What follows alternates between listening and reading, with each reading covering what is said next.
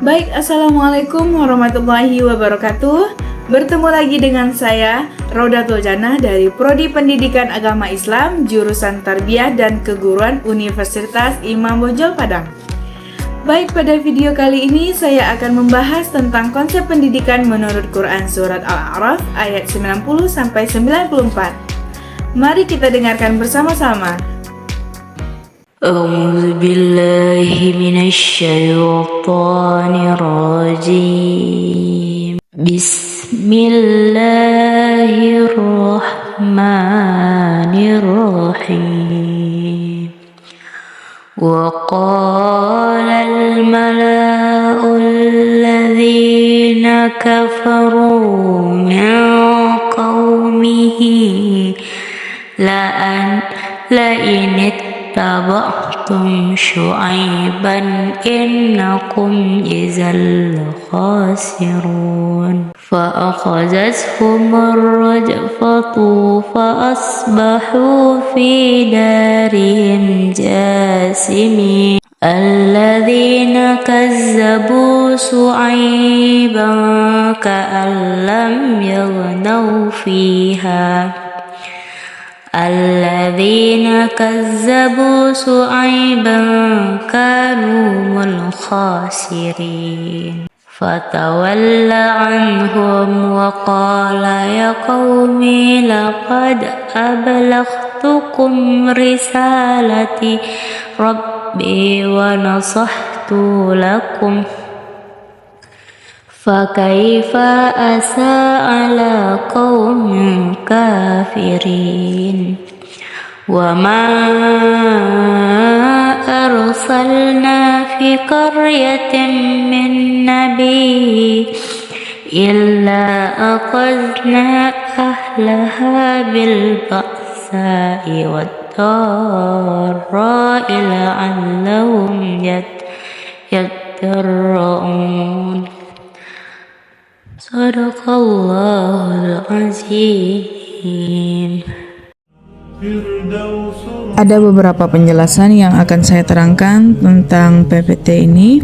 Yang pertama adalah konsep pendidikan dalam perspektif Al-Quran tafsiran surah Al-A'raf ayat 90-94. Pendidikan dalam Islam bukan hanya sekedar transfer ilmu pengetahuan, tetapi juga membentuk karakter dan moral yang melandaskan pada nilai-nilai Al-Quran. Ayat-ayat Al-Quran memberikan panduan komprehensif tentang tujuan, prinsip, dan metode pendidikan yang ideal bagi umat muslim.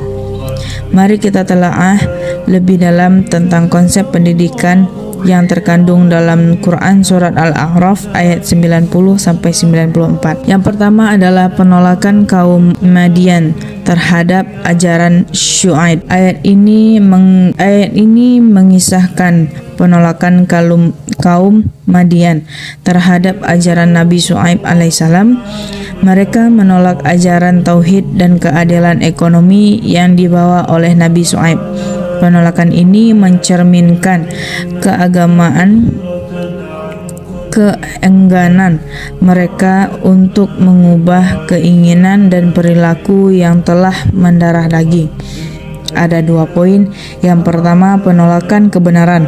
Kaum Madi menunjukkan sikap keras kepala dan menolak kebenaran yang disampaikan oleh Nabi Syuaib. Yang kedua adalah pentingnya keterbukaan.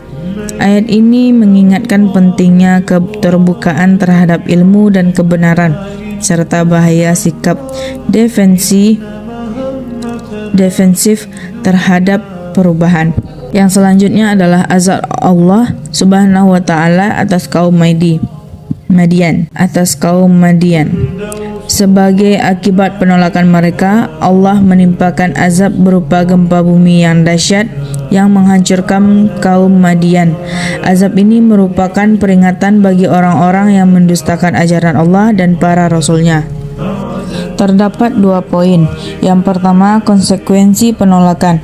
Menolak ajaran kebenaran membawa konsekuensi buruk baik di dunia maupun di akhirat.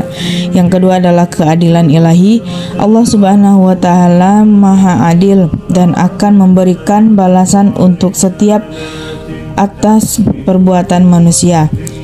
Selanjutnya adalah kehancuran dan penyesalan kaum Madian.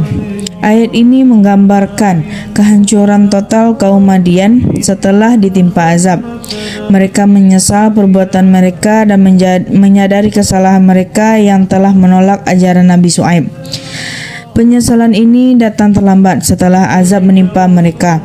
Ada 2 poin. Yang pertama adalah pentingnya taubat. Yang kedua adalah manusia hendaknya segera bertaubat dan perbaiki diri sebelum datangnya azab dari Allah Subhanahu wa taala. Yang kedua adalah penyesalan yang terlambat. Penyesalan setelah datangnya azab itu tidak lagi bermanfaat. Selanjutnya adalah Nabi Syuaib meninggalkan kaumnya. Nabi Syuaib alaihissalam meninggalkan kaumnya setelah mereka ditimpa azab. Beliau bersedia atas kehancuran kaumnya, tetapi beliau telah menyampaikan risalah Allah Subhanahu wa taala dengan sebaik-baiknya. Nabi Syuaib merasa telah menunaikan tugasnya dan tidak bertanggung jawab atas penolakan kaumnya. Ada 2 poin. Yang pertama adalah tanggung jawab dakwah. Para dai dan pendidik memiliki tanggung jawab untuk menyampaikan kebenaran dengan cara yang baik. Yang kedua adalah hidayah dari Allah. Hidayah adalah hak prerogatif Allah dan manusia tidak dapat memaksakan hidayah kepada orang lain. Selanjutnya kita masuk kepada pengutusan Nabi dan Rasul kepada setiap umat. Allah mengutus Nabi dan Rasul kepada setiap umat untuk memberikan petunjuk dan peringatan. Setiap Nabi dan Rasul membawa ajaran yang sama, yaitu tauhid dan akhlak mulia. Namun tidak semua umat menerima ajaran para Nabi dan Rasul. Ada 2 poin. Yang pertama adalah rahmat Allah Subhanahu wa taala, yaitu mengutus Nabi dan Rasul adalah bentuk rahmat Allah Subhanahu wa taala kepada seluruh umat manusia. Yang kedua adalah ujian keimanan. Menerima atau menolak ajaran Nabi dan Rasul adalah ujian keimanan sebagian setiap individu. Selanjutnya adalah relevansi ayat-ayat ini dengan konsep pendidikan Islam. Ayat-ayat ini mengembangkan pengajaran berharga tentang pentingnya pendidikan dalam Islam. Pendidikan harus didasarkan pada tauhid, keadilan dan akhlak mulia. Pendidikan juga harus mendorong kebenaran, keterbukaan terhadap ilmu dan kebenaran, beserta kesadaran dan tanggung jawab individu secara sosial. Pendidikan yang benar adalah membawa keberkahan dan kebahagiaan, baik dunia maupun akhirat. Ada 3 poin. Yang pertama akhlak mulia, yang kedua keadilan, yang ketiga tauhid. Kesimpulan dan langkah selanjutnya. Konsep pendidikan dalam Al-Quran ini sangat komprehensif dan relevan dengan tantangan zaman. Pendidikan bukan hanya sekadar transfer ilmu, pengetahuan, tetapi juga membentuk karakter dan moral berlandasan pada nilai-nilai Islam. Mari kita jadikan Al-Quran sebagai pedoman umat dalam mendidik generasi muda Islam agar menjadi insan kami yang bermanfaat bagi agama, bangsa, dan negara. Ada 3 poin. Yang pertama, penjelasan Al-Quran. Yang kedua, mengamalkan ajaran Islam. Yang ketiga adalah kontribusi positif. Baik, itu penjelasan pada kali ini. Tunggu video selanjutnya. Assalamualaikum warahmatullahi wabarakatuh.